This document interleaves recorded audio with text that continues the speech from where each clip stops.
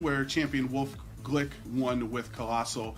You can see their accomplishments here. Sohaib Mufti with a regional semi-finalist, top 8 in both Atlantic City and Hartford, and then in 2018, the top 32 of the North American International Championships. Alexander Stubbs, not having notable accomplishments, but you can always add Players Cup 4 qualifier to that list now. Oh, most definitely. Coming in at the last seed is certainly quite the accomplishment for Alexander, and their team is very interesting as well. It almost looks like Alexander grabbed the Galarian Moltres that you'd normally see on Wolf Glick's winning Players Cup 2 team and decided to borrow it for a match and put it on his side of the field. I'm excited to see how it's going to gel with Alexander's team overall, since while I think everyone's familiar with how Colossal works, especially when partnered with Pokemon like the Dragapult and the Rapid Striker Shifu, I am not sure if everybody is as familiar as, something that looks sort of like Trick Room, but also sort of not. And, Regieleki's there too. Yeah, well, Regieleki's there too. Regieleki has to be there in this format. It's such a strong Pokemon that even when you have slow Pokemon like Glastrier and Amoonguss and Dusclops, you can't always be in Trick Room, right? So you need some type of fast option on your team as well. And Regieleki can hit those flying types like the Togekiss that Sohaib has on his side. Yeah, breaking news. Regieleki is fast, Togekiss is a flying type Pokemon, and we are ready to jump into this first game. So let's go ahead and get started. Good luck to both Sohaib and Alexander. Yep, so here we are in game one, first game of round one, and winners in top 16 in North America. Sohaib will have the Incineroar Togekiss lead on his side, and then the Galarian Moltres and Amoonguss is the option for Alexander on the top of your screen. So an interesting lead for both these trainers. I like how Sohaib has gone for this lead, bringing the two Pokemon that can hit the Amoonguss and the Moltres the hardest on Alexander's side of the field. While both trainers do have access to redirection, and something like a Rage Powder and a Nasty Plot would be very nice for that Moltres to have, I think that Togekiss's ability to go for something like a Dazzling Gleam, possibly even get a critical hit on it, depending on what kind of Togekiss this is, will do a ton of damage. And if you're a Dark-type Pokemon like Moltres, you have to be careful about that. Absolutely, you need to be worried if Alexander's team revolves around Galarian Moltres and making it be effective. You are not going to want to take a huge max Starfall from this Togekiss, who is deciding, Sohaib is deciding to Dynamax here on turn one. Togekiss, a Pokemon that has been absolutely rampant throughout all of Pokemon Sword and Shield's history as a Dynamax option, as a supportive option with Follow Me as well. It's able really to take advantage of the best of both worlds, being offensive and supportive. Alexander matching the Dynamax with his own in Galarian Moltres. This should let Galarian Moltres be able to take a hit from a Max Starfall if that is what Sohaib wanted to go for. But the Fake Out will go into Amoonguss, so there is no redirecting or spores on this turn. And Max Airstream into Alexander's Galarian Moltres there. Not the Starfall. Does get the crit. That could have naturally happened, but of course, this is a Togekiss we're talking about, so I think that was potentially boosted because of the Super Luck ability, increasing its critical hit chance. A Max Airstream on Alexander's side as well to match that speed tier there, so all the Pokemon, they're all of their speed boosted, but it's essentially the same speed because they both use Max Airstream. Yes, but I have some news for you, Joe. So this is a open team sheet format, and we have the benefit of knowing that this Togekiss not only has the Super Luck ability like you suspected, but it's also holding a Scope Lens. So we're going to be seeing a lot of critical hits as this game moves forward. Well, that's what Sohaib is rooting for. I know Alexander's not rooting for a bunch of critical hits here, but that Max Airstream will go into Amoonguss's Protect, so it is not able to fully protect itself, but it only takes a quarter of the damage there, so Amoonguss not too threatened by it. That will be a second Airstream boost, though, towards Sohaib's two Pokemon, and this Max Airstream from Galarian Moltres will take down the Incineroar there. So both Dynamax Pokemon going for the same options on these turns, but Alexander coming out on top because Moltres is still faster than Togekiss in, potentially the Amoonguss can be faster than whatever switches in because it has 2 speed boosts. And Moltres did get a knockout here, so it is 4-3 on the Pokemon count.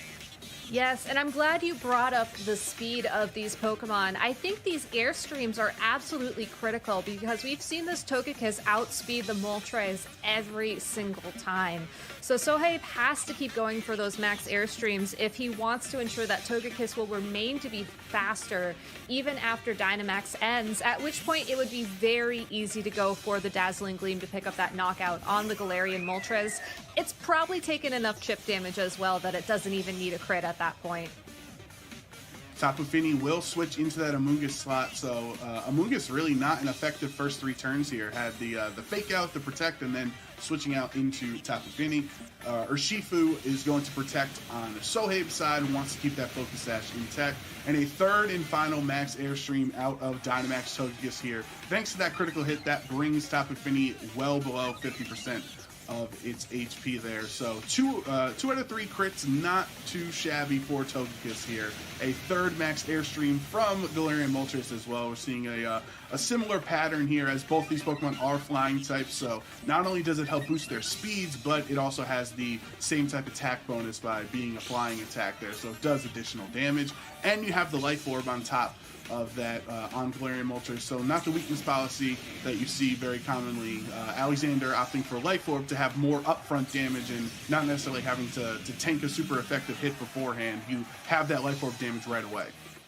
Yeah, what I find interesting, though, is the fact that Alexander switched out the Amoonguss in that previous turn.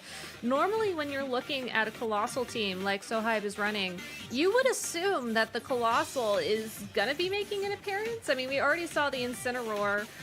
Maybe it's something like Rillaboom, but if you're going to be keeping Amoonguss around for later, you know, yes, switching it does allow you to activate its ability of Regenerator so that it can heal some health back, but if you switch that into a Fire-type Pokemon, is that really going to be helpful? So Alexander took a lot of damage on the Tapu Fini switch-in as well there, so he really needs to make sure that this next turn counts. And unfortunately, when staring down a Togekiss that is most likely going to outspeed and go for a Dazzling Gleam for the knockout, that's going to be very tough.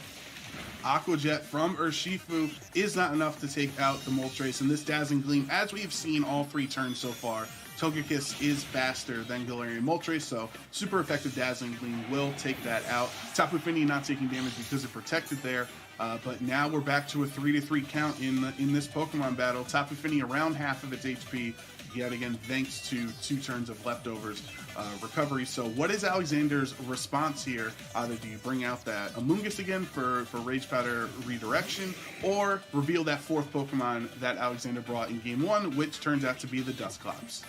And that is exactly why you save the Amoonguss for later. If Dusclops is able to go for a Trick Room this turn, which it should be able to, assuming it's bulky enough to take a couple of hits, maybe a few crits, that will allow Amoonguss to outspeed everything else and deal damage and hopefully not have to worry about the Togekiss at all.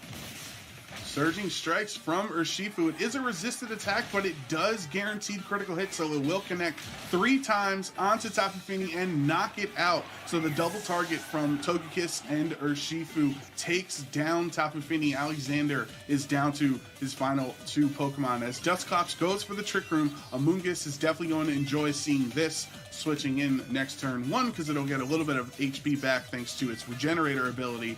And it's also Dusclops and Amoonguss are going to be the slowest Pokemon on the field, so they're going to be able to act first in Trick Room. You gotta love getting the late game Trick Room when the Pokemon on the opposing side of the field are so fast. Now, if Amoonguss has access to Sludge Bomb, which is a poison type attack, it should be able to do a lot of damage to that opposing Togekiss. That Urshifu might be able to be knocked out by something as simple as a Nightshade from the Dusclops. So Alexander is still in this game, even though he is down the Pokemon count. Nightshade is not enough, just barely. The Urshifu had enough HP to endure that hit, and then the Surging Strike from Urshifu will go into Dusclops. Of course, critical hit all 3 attacks, but is a much lower base power than the Urshifu counterpart in Single Strike that that's the trade-off when you have these colossal teams, as Togekiss goes for the air slash into Amoonguss. It will get the KO. It's super effective, and there is the critical hit there, which Alexander definitely did not want to see that critical hit. But for Alexander, at this point, it's just Dusclops versus the world. Sohaib has not revealed his fourth Pokemon. And what I'm mentioning, Gabby, is the trade-off with Urshifu Rapid Strike being the water type is it deals much worse against Dusclops being a ghost type than Urshifu Single Strike, who has that dark type Wicked Blow that always is a critical hit. You are absolutely right, Joe. But the thing about this Dusclops in particular is that it has access to Pain Split and Nightshade. I don't think we're going to be seeing Pain Split this game because there just isn't enough health on the field for it to use, that attack. But if Dusclops is able to find a KO here, Pain Split whatever Pokemon Sohaib sends in, whatever that fourth Pokemon is, get its health back, and then play through these next turns, keep Trick Room up, time those Nightshades perfectly. There is a win con here for Alexander. It's going to be a bit slow, and certainly critical hits on critical hits on critical hits could put a critical hit in the path of that plan, but it is an option, and I think it's something that you have to play, out to, especially in a Game 1 situation. I want to also take a moment to take a step back and call out just how much damage that Amoonguss did to the Togekiss. If Alexander in a Game 2 or possibly Game 3 situation can find that much chip on Togekiss, knowing that Amoonguss can deal about 50% damage to it is going to be huge. That was a smart play out of Sohaib with the Aqua Jet. Doesn't care about Trick Room being set up. Urshifu goes first, then the double target from Dazzling Gleam, and Sohaib Mufti has won Game 1 of this set against Alexander Stubbs. We actually didn't even see Sohaib reveal his fourth Pokemon there, so that we'll never know if that was Rillaboom or if it was Colossal. That's something that I think Alexander wished he got to see there, just so he got a little bit more information, but Sohaib is able to keep that close to the vest. Yeah, Dusclops had just taken too much damage at that point, and even though it did move first, barring the Aqua Jet, I suppose, there wasn't enough health on the opposing side of the field to make Pain Split an option. So going into Game 2, I like how Alexander went for the Trick Room. I like that it was late game as well, but I think you have to get enough chip damage down onto the Togekiss that you can get that knockout immediately once Trick Room is set up and Amoonguss is present. Otherwise, Togekiss, I'm pretty sure Togekiss took every knockout that game. That was an incredibly strong, incredibly offensive Togekiss.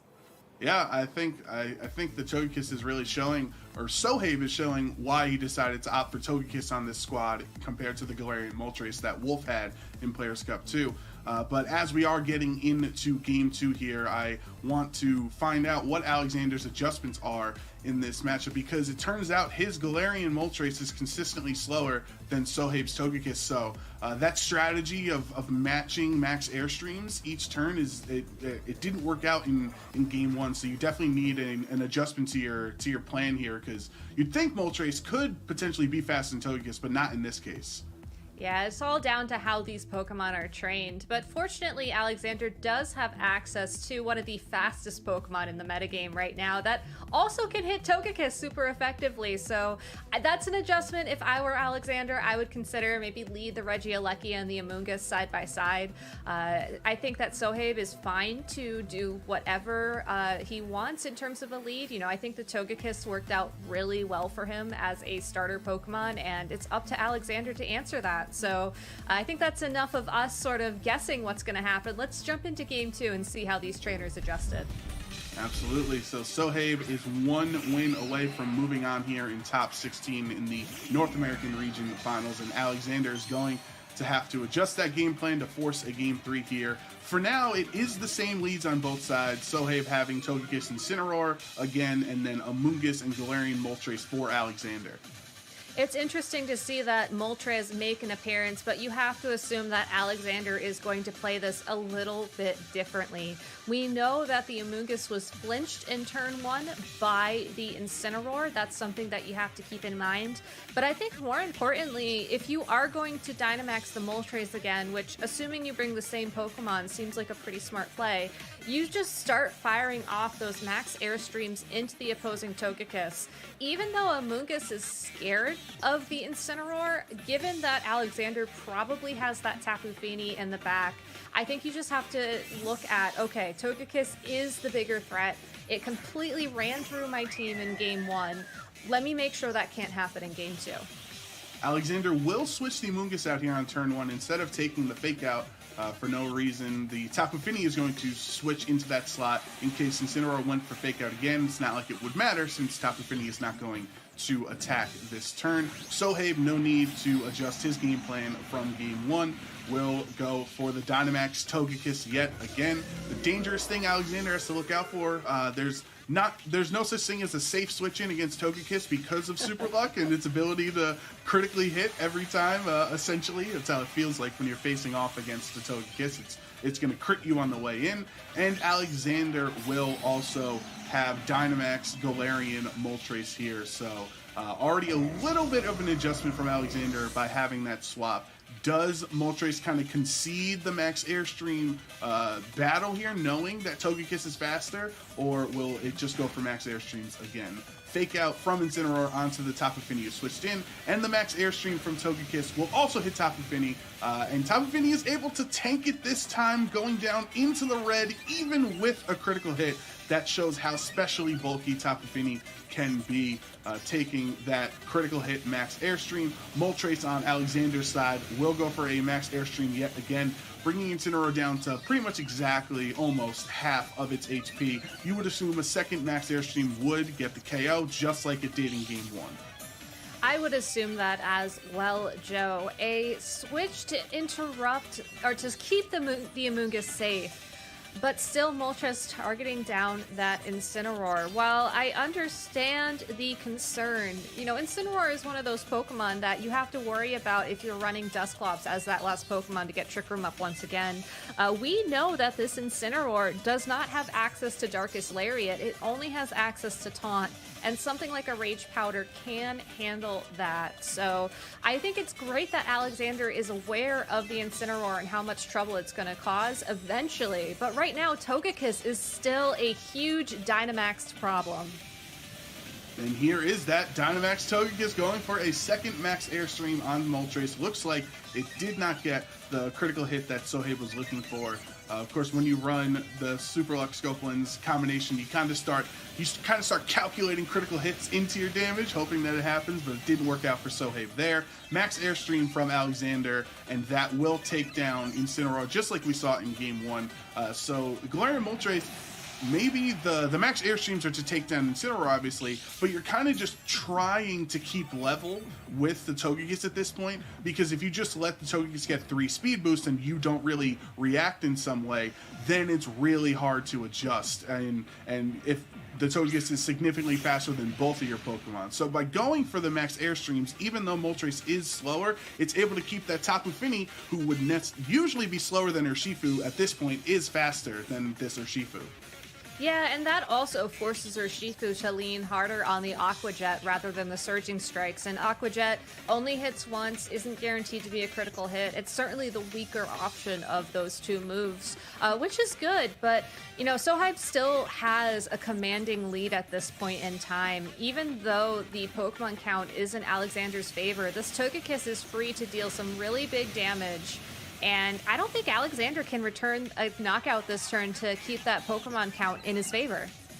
That was yet another critical hit out of Sohaib's Togekiss on that spot. That will take down Tapu Fini, of course. A little more insult to injury there, as the critical hit didn't necessarily matter. But a third max airstream from Moltres will bring Urshifu down to its Focus Sash, that 1 HP, ensuring that Urshifu will get an attack off this turn. Will it be that Surging Strikes of its own that we saw in game 1? And yes, that is the option here. So 3 critical hit Surging Strike attacks from Urshifu here will bring Moltres down relatively low, especially since this is the last turn of Dynamax. So both of these Pokemon are going to go back down to normal size. Moltres will gain an additional boost to its special attack thanks to its Berserk ability. When it goes under half HP, it increases 1 stage of special attack.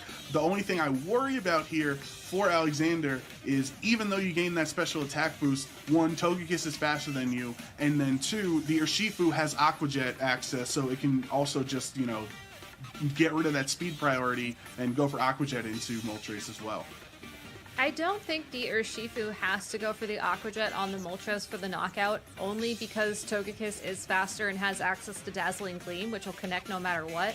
But you're absolutely right, Joe. That is something to keep in mind. I think what Alexander is trying to decide right now is, do you send in the Amoonguss or do you send in the Dusclops? Do you protect your Moltres for a turn with a Rage Powder, or do you just try and go for Trick Room and tell your opponent, you know, yes, you will be able to knock out my Moltres this turn, but I'm fairly confident that a Dazzling Gleam plus a Surging Strikes from this Urshifu will not do enough damage to knock out my Dusclops. So therefore, you either have to Air Slash it and hope for a flinch, or I'm getting Trick Room up. And once Trick Room is up, I'm again in that situation where Amoonguss can come out onto the field and deal damage or otherwise find a way to stop Togekiss, because Togekiss is still the Pokemon to beat here. Absolutely. Togekiss taking yet another knockout for Sohaib's side there. So Galarian Moltres goes down, and Alexander is down to his final 2 Pokemon. This Surging Strikes from Urshifu will target the Dusclops, of course having the 3 critical hits there, just showing how strong Urshifu is. That's a neutral attack, bringing the Dusclops down to under half of its HP, and then Trick Room out of Dusclops like we saw in Game 1. That will twist the dimensions, making the Dusclops and Amoonguss faster. This time around, the Amoonguss is much healthier, the Dusclops is at half health, but yet again, it's still 3 Pokemon to 2, and Sohaib has not revealed that 4th Pokemon either in this game yet. But what Alexander does have going in his favor is that Dusclops has taken so much damage. A Pain Split into Togekiss plus a Sludge Bomb from the Amoonguss could potentially knock it out. The other thing that Alexander could do here is, as Togekiss is a flying type Pokemon, like I said earlier, does not make contact with the Misty Terrain, could go for a Spore and just hope that you get those sleep turns going. Nightshade will take out that pesky 1 HP that Urshifu had remaining there, so that is a knockout that helps out Alexander. And the Spore from Amoonguss will put Togekiss to sleep, so this turn it's going to be asleep. Sohaib has a chance to wake up next turn, so that's something he's going to try to root for in this spot so he can Air Slash the Amoonguss, but there's also the chance that Togekiss does not wake up, so what will Sohaib do in that case as he finally reveals the 4th Pokemon he brought to this match, which was the Rillaboom. Some interesting information to keep in mind as well when we look back on that turn with the Aqua Jet into the Amoonguss. This Amoonguss is holding the Focus Sash item, so even though the Aqua Jet only did a couple HP worth of damage, that is enough to break the Focus Sash and ensure that whenever Togekiss does get an attack to connect with Amoonguss, which I would assume Sohaib is hoping for at this point in time, that will be a knockout and Amoonguss will not be able to hold on. Pain Split out of Dusclops will bring it back relatively healthy, take some of that HP away from Rillaboom and give it to itself, and then the Sludge Bomb from Amoonguss takes down Rillaboom. Rillaboom never even getting an attack off in this game here. Togekiss is still asleep too, Sohaib really relying on a turn 2 wake up there, but he did not get it. So now it is Togekiss against these 2 Pokemon, which thanks to that Pain Split, they're both really healthy. They are, and they're going to keep getting healthy thanks to the help of Sohaib's grassy terrain, which he unfortunately cannot take advantage of. So it is Sludge Bomb and Nightshade time. I think Alexander is going to need 2 turns in order to secure the knockout, so we'll see if he can find them. Togekiss, does it wake up this turn? Does it even take the Sludge Bomb? Yes, it does. Brings it down really low. And Sohaib stays asleep for a third turn there. That Spore was really the MVP of the game for Alexander there, as if you got an air slash crit, maybe you could have tried something, but of course Dusclops has the access to the Nightshade anyway, and you were under 50 HP, so it looked like Alexander had it wrapped up thanks to those 3 turns of sleep. That was a great game 2, and I'm happy we're going to get to see a game 3. Yeah, talk about adjustments. I really loved how Alexander went for Spore instead of Sludge Bomb in that first turn, because like you mentioned, Spore really was the difference between games 1 and 2 and gave Alexander the opportunity to move into game 3. That all being said, we saw a 3, possibly even 4 turn sleep on that Togekiss from the Spore. You can't count on that happening. I would like to see Alexander make a couple adjustments. Again, maybe consider bringing that Regieleki into this game 3 so that you don't have to worry about how many turns Togekiss decides to take a nap for in order to ensure your win condition. But a great adjustment in the playstyle. Let's see some mix-ups in the Pokemon as well. Yeah, I would love to see the Regieleki adjustment as well, Gabby, and I think Alexander doesn't feel too bad about the sleep turns because Sohaib's gotten so many crits off of Togekiss, so I think they kind of see it evened out in that situation. But whoever wins this game 3 will be moving on in the winners bracket, and the loser has to go down to the loser side, which is a much more dangerous position to be in, especially here in the first round of top 16. Oh, definitely. And, to talk about the possible adjustments that Sohaib can make in terms of, how do I stop the Spore? How do I manage this a little bit more effectively? I think that you just have to work on targeting. Both these trainers, I feel like, have found an optimal strategy in terms of facing off against each other, minus a Galarian Moltres. And it's all about execution at this point in time. It's making sure that Amoonguss takes some chip damage so you can knock it out in one hit. It's about trying to go for a flinch on the Dusclops so that you can get Trick Room up. I think it's going to be those little adjustments from Sohaib to pay attention in terms of his game 3 strategy. So let's go ahead and jump into that game because I am so excited. I really hope that we see a bouncy electric friend, but it looks like we're also getting, or we're instead getting hard Trick Room, which I'm not going to complain about. Oh, and Sohaib making an adjustment. Togekiss was so critical in those first 2 games, but it is not the lead here. Instead, Sohaib said, it's time to stop messing around. I gotta bring Colossal out. Dragapult Colossal is the lead, and Dusclops Amoonguss is a really smart adjustment for Alexander, understanding that Alexander pretty much won that game off the backs of his Trick Room, so why not lead it now? Yeah, Rage Powder plus Dusclops means that most likely you're going to be able to get Trick Room this first turn. Now, I would assume that Sohaib would normally go for the Dynamax on the Colossal, but we're already seeing an adjustment in playstyle, picking a Pokemon that can hit the Dusclops a bit harder, assuming it can find its mark. Dragapult will be the Dynamax option instead of Colossal here in game 3 for Sohaib, so that is something that I don't know if Alexander was ready for. This Rage Powder, though, will be coming out from Amoonguss, so this Max Phantasm that went towards the Dusclops instead targets the Amoonguss, and Amoonguss is able to hang on. It will lower the defense of both Amoonguss and Dusclops here, but that Life Orb boosted Dragapult does a lot of damage, and Heat Wave from Colossal does connect on Amoonguss. There's that small chance it could have missed, but he will knock out Amoonguss, so no more Rage Powders, no more Spores, anything like that. This will guarantee Dusclops setting up Trick Room, so now the slower Pokemon will attack first under these Twisted Dimensions, but hey, Colossal hasn't been hit with any water or fire attacks. It's still a really slow Pokemon right now, and it can definitely take advantage of Trick Room against this Glastrier and Dusclops. Alexander making another adjustment to better align with a Trick Room strategy. That Glastrier is going to be a fantastic target for Dynamax in this match. Having the speed in its favor and having some attacks that can hit both these Pokemon well.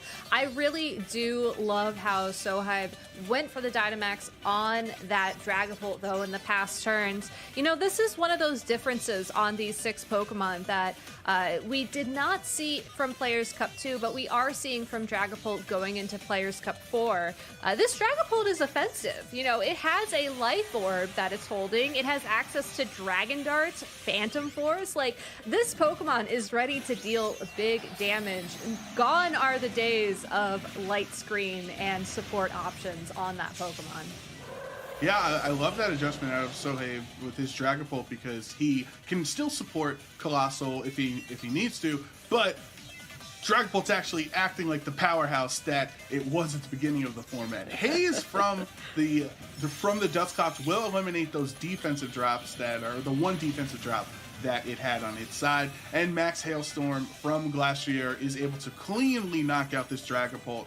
So it will set up the Hail as well, but Dragapult really only getting to use one turn of its Dynamax there, so not as effective as Sohaib would have liked in that spot. A Chilling Neigh is going to increase Glastier's attack by 1 stage, and then it's all down to this Colossal, who has the Heat Wave, which barely does anything to the Glastrier. That Glastrier is wearing a nice assault vest, which certainly complements the boost in its health that the Dynamax form gives it. So again, running a much more Trick Room oriented strategy with this Glastrier, taking advantage of its Chilling Neigh ability to get that attack boost. If Glastrier is able to use these 3 turns of Dynamax to get 3 attack boosts on top of whatever other max moves it's going to use, that's going to be huge and may allow Alexander to just sort of get those knockouts and bring him into the next round of the winners bracket here. Alexander has found himself in a position from where they were in game 2, where it looked like it was almost over and they would be sent down to the loser's side. Those 3 turns of sleep changed things around, and then now in this game, the Trick Room right off the bat has really put Alexander in a position to win here. This Glastrier is going to be very slow on the Trick Room, so it can go for any attack it wants. The Nightshade from Dusclops targeting down Colossal, and then Max Quake from Glastrier into Colossal as well. That is 4 times super effective. Colossal never stood a chance against that attack, especially with the 1 Chilling Neigh boost. And now there's going to be a second Chilling Neigh boost. So that is 2 boosts to the Glastrier's attack there. The special defense boost as well. Not really relevant at this point against the Urshifu on this turn. But the close combat from Urshifu is super effective into Glastrier. Obviously, Assault Vest not factoring into that. So that will do a considerable amount of damage, but really not enough to take down this Glastrier at all. No, and looking at Sohaib's last Pokemon with the Rillaboom, Glastrier is going to have an easy time knocking out both of these Pokemon, provided it can connect and attack.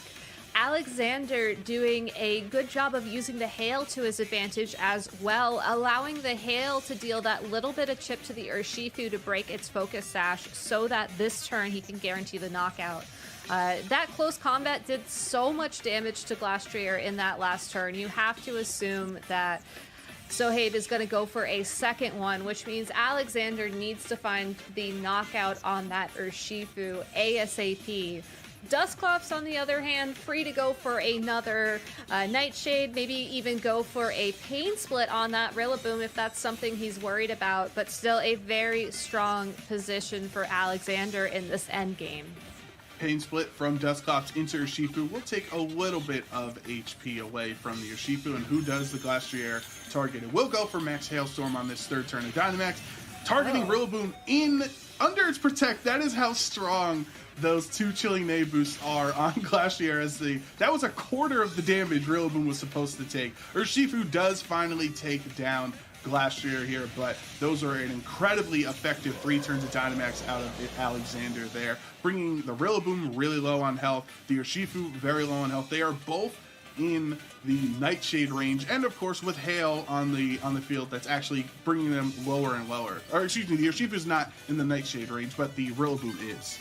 Yeah, and the Rillaboom has to be, I think, the first target here for that Dusclops. just because it is a more offensive variant than what we've seen in the past. You know, this Rillaboom has access to some really powerful attacks, and if it has the opportunity to connect one of those attacks with Tapu Fini especially, that could give Sohaib the opening he's looking for to try and win back this game.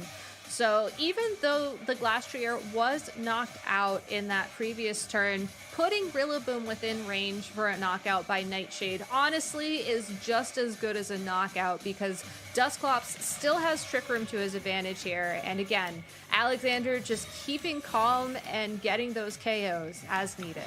Rillaboom had one chance, and it was getting that double protect. Unfortunately for Sohaib, that did not work out for him, so this Rillaboom is able to be targeted by Dusclops, and that will get the knockout. Moonblast, of course, going towards the Urshifu. The Protect will save it this turn, but now it is 2 Pokemon to 1, again in a spot where Urshifu knows fighting type attacks and water attacks, which are really neither a good option against Tapu Fini.